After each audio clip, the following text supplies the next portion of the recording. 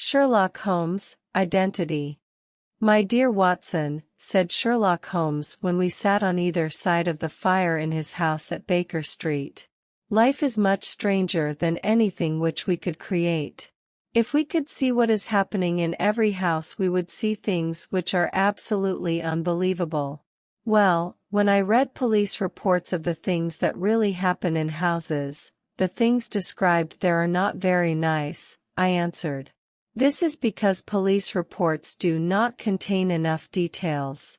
If there were enough details you would see that the real-life things are much more interesting than any book or a novel. I shook my head. I cannot agree with you, Sherlock.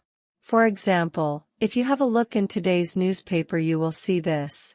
A husband is terrible to his wife. I think it is the common story. He has a lover, he drinks a lot, then he has no money, he beats his wife who then tells everything to her sister. Boring and ugly. This is the Dundas separation case, isn't it?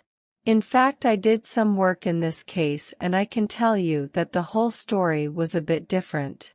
The man never drank beer, there was no other woman, and the behavior which was so bad was that after each meal the husband took out his false teeth and showed them to his wife, Sherlock said.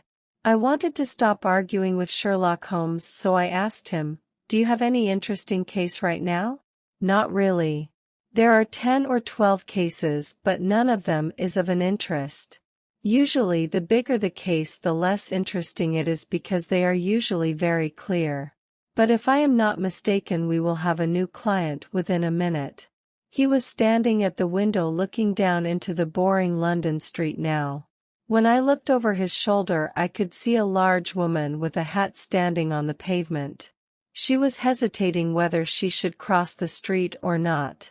Suddenly she hurried across the street and we heard a sharp sound of the bell. I have seen this before, said Holmes. The hesitation means that it is a love affair.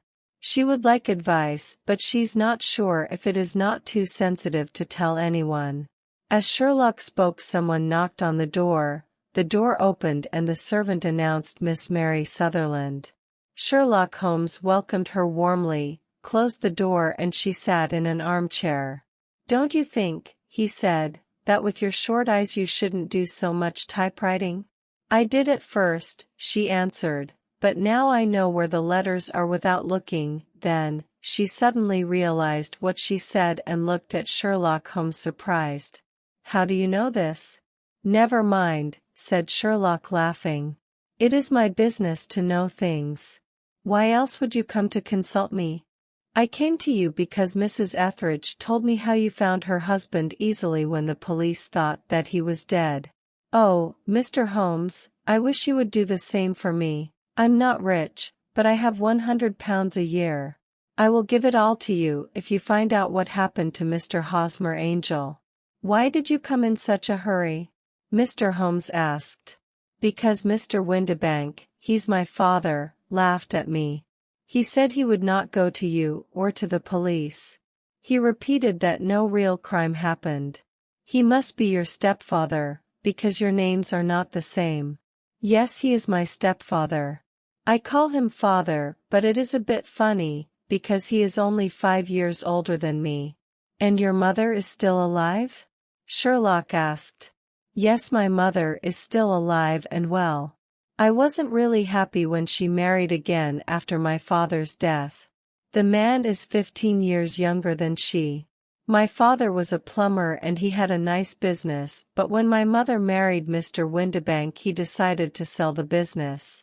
They got £4,700 for the business, which wasn't as much as my father would get.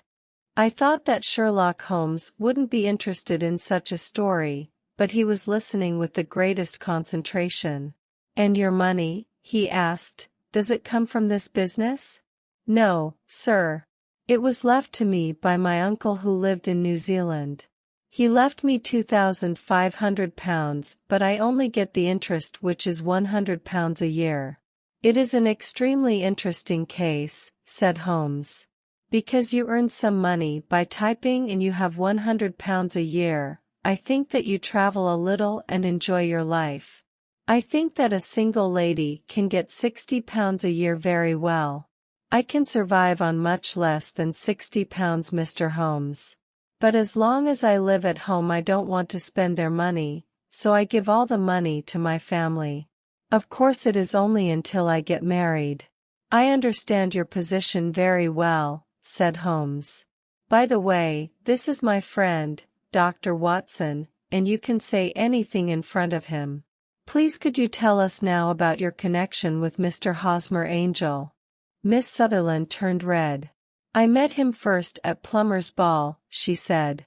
When my father was alive they sent us the tickets and then when he died they sent them to my mother. Mr. Windibank didn't want us to go. He never wanted us to go anywhere. But this time I decided that I would go anyway. We argued. My father said that these people were not good for us. Then he said that I had no dress to go there. But it wasn't true. I had a purple dress which I hardly ever use. In the end he went off to France on a business trip and me and my mother we went to the ball.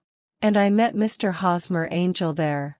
I suppose, said Holmes, the Mr. Windibank was very angry when he came back from France and found out that you were at the ball.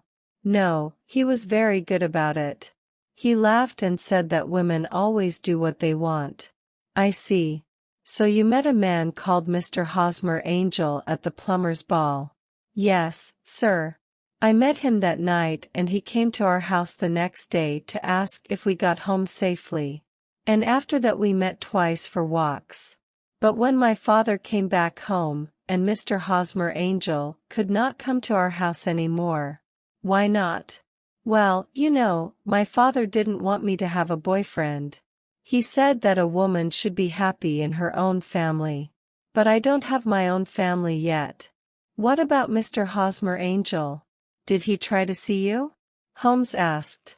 Well, my father was going to France again a week later, and Hosmer wrote and said that it would be better to see each other only when he was away. So we wrote letters every day.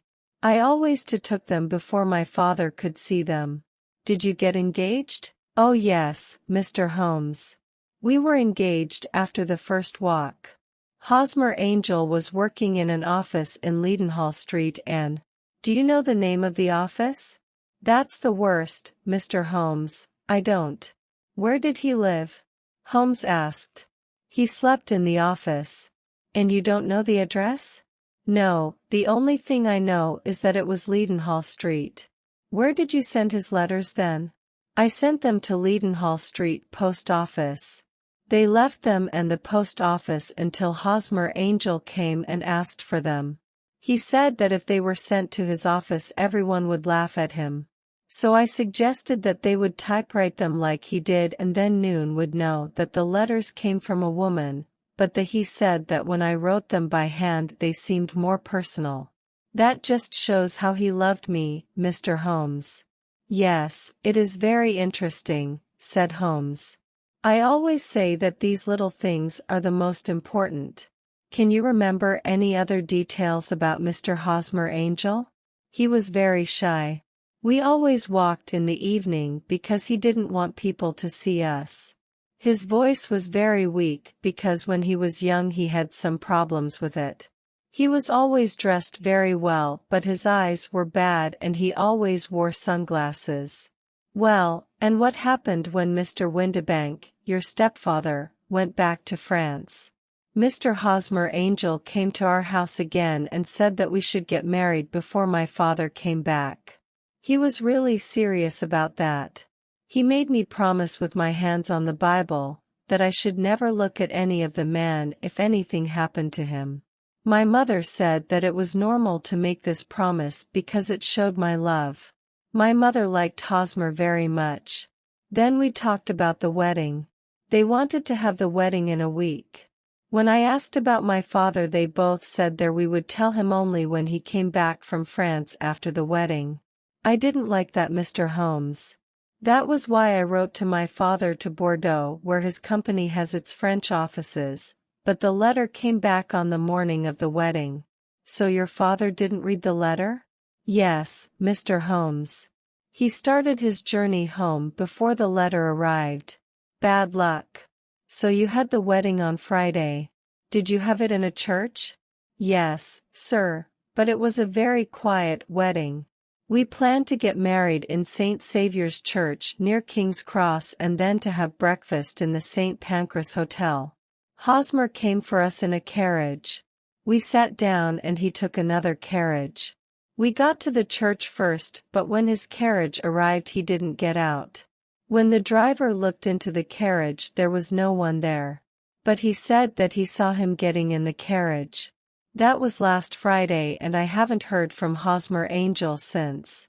Please help me. It was very embarrassing for you, wasn't it? Not really, Mr. Holmes. Hosmer Angel was too good to leave me. Something terrible had to happen to him. In fact, all the morning he was telling me that I mustn't marry any other man if anything bad happened to him. He repeated this to me all the time.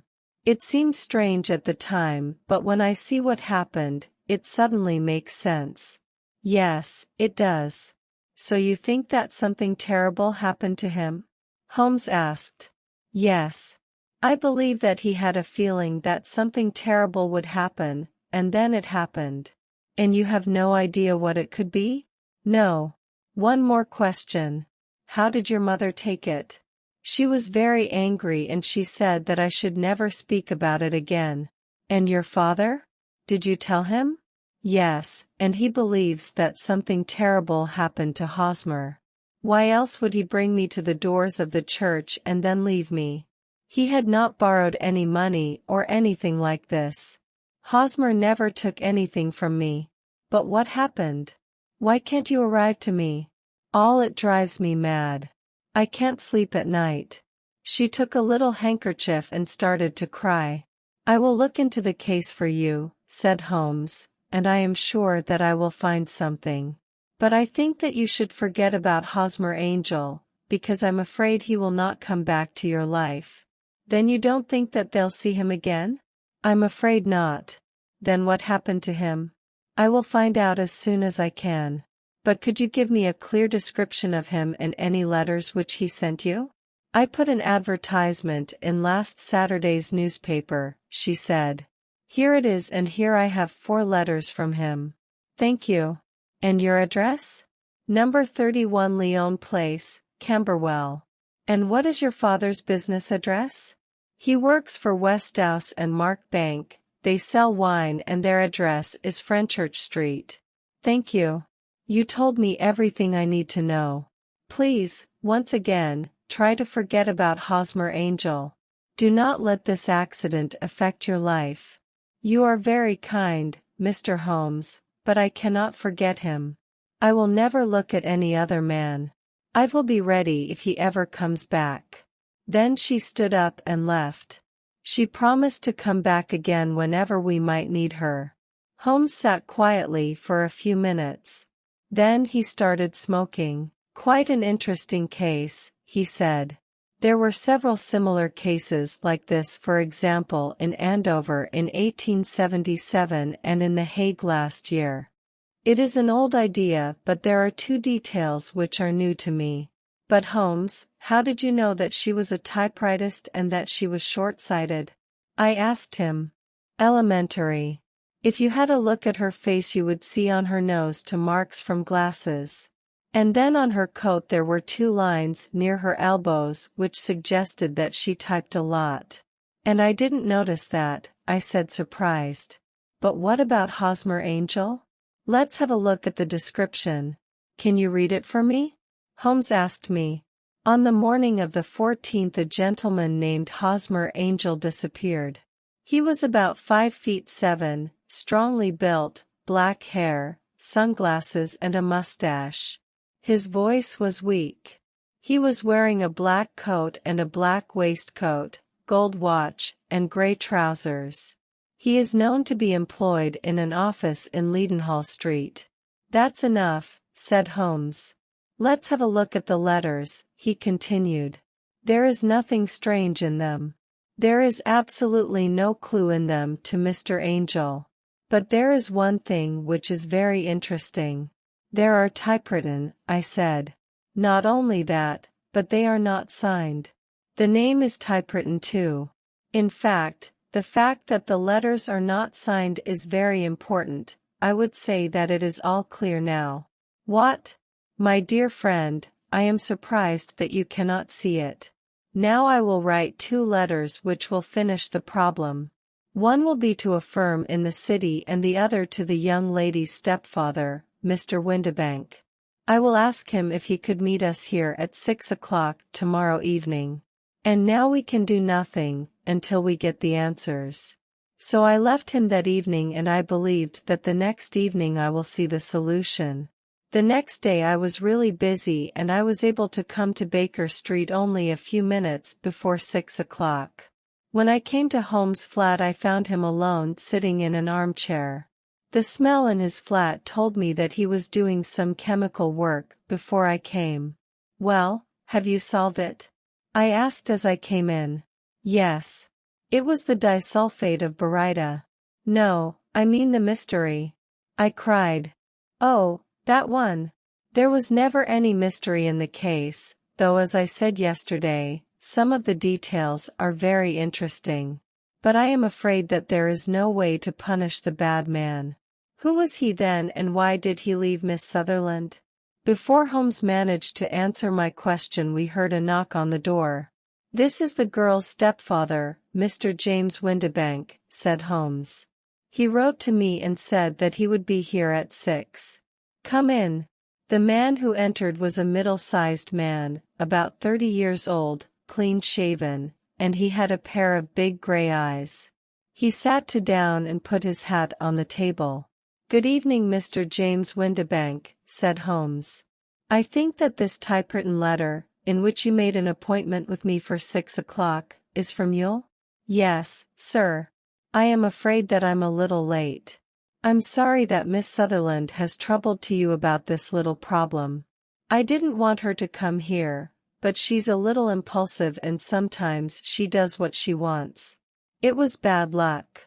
And I believe it is a waste of money trying to find Hosmer Angel. I don't believe he can be found. You are wrong, said Holmes quietly. I believe that I will find Mr. Hosmer Angel. Mr. Windibank looked at Holmes quickly. I am glad to hear that, he said. Did you know that every typewriter is different? If they are not new, all of them are different.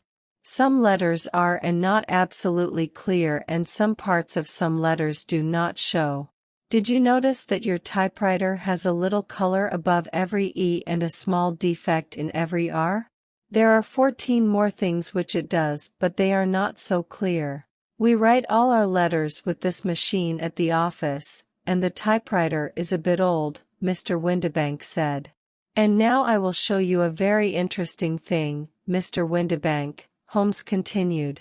I have here 4 letters which were typewritten by the missing man. And in each case there is a little color, and above each E and each R has a little defect. Moreover, there are all the 14 other things which I told you about. Mr. Windibank stood up and picked up his hat. I cannot waste my time on this stupid talk, Mr. Holmes, he said. If you can catch Hosmer Angel, then catch him and let me know. Sure, said Holmes and locked the door. I have just caught him. What? Where is he? Shouted Mr. Windibank. It was you, Mr. Windibank. Please sit down and let us talk it over. Our visitor sat down again. You cannot do anything. I didn't commit any crime. Yes, that is true, but it was a terrible and selfish trick. I will now tell you what happened. Please correct me if I go wrong. The man seemed lost. Holmes sat more comfortably in his chair and started talking. You married a much older woman for her money. You had her money and you enjoyed the money of your daughter too, but only as long as she lived with you. It was quite a lot and you didn't want to lose it. Your daughter is quite pretty and she has some money, so she should have no problem getting married. So you tried to prevent it. First you tried to keep her at home, but then she wanted to go to the ball. So what did you do? You said that you went to France, but in fact, with the help of your wife, you put on sunglasses and a mustache, started to whisper and went to the ball where you pretended that you were Mr. Hosmer Angel. And as your daughter cannot see very well, she never recognized you. It was a joke at first, but then it went too far," our visitor added. "But your daughter fell in love with Hosmer Angel. Moreover, your wife spoke so nicely about him too, and the girl never realized that it all was a fraud. And you tried to push the matter as far as it would go. You went for walks with her, you got engaged, but then it couldn't go any further. You needed to end the matter in a strange way which would make sure that your daughter would never forget Hosmer Angel. So you made her promise on the Bible and spoke about the possibility that something terrible might happen to you. You wanted her to be so bound to Hosmer Angel and unsure of his fate, that she would never listen to any other man again. You sent her to the church and then you disappeared. It was a simple trick. You got in the carriage from one side and then went out by the other door." Our visitor got better again. "It may be so, or it may not, Mr. Holmes," he said. "But I didn't break any law. And if you do not open the door right now, I will call the police." "You are right. The law cannot touch you," said Holmes and unlocked the door. "But you should be punished for this. If I were a brother or a friend of your daughter, I would beat you up. I should not do it, but—" Holmes got really angry and it seemed that he will hit the man. But before he could do anything, the man ran out of the room and down the stairs. The man will end up in prison one day. But the case was quite interesting. "Well, Holmes, there are still some details which are not quite clear to me," I said. "It was very clear from the very beginning that Mr. Hosmer Angel was very strange. And there was only one man who profited from this. And that was the stepfather. Then there was the fact that the two men were never together. What was more, Hosmer always wore sunglasses and spoke strangely. I became absolutely sure that Hosmer and the stepfather were the same man when I saw that Hosmer's signature was typewritten.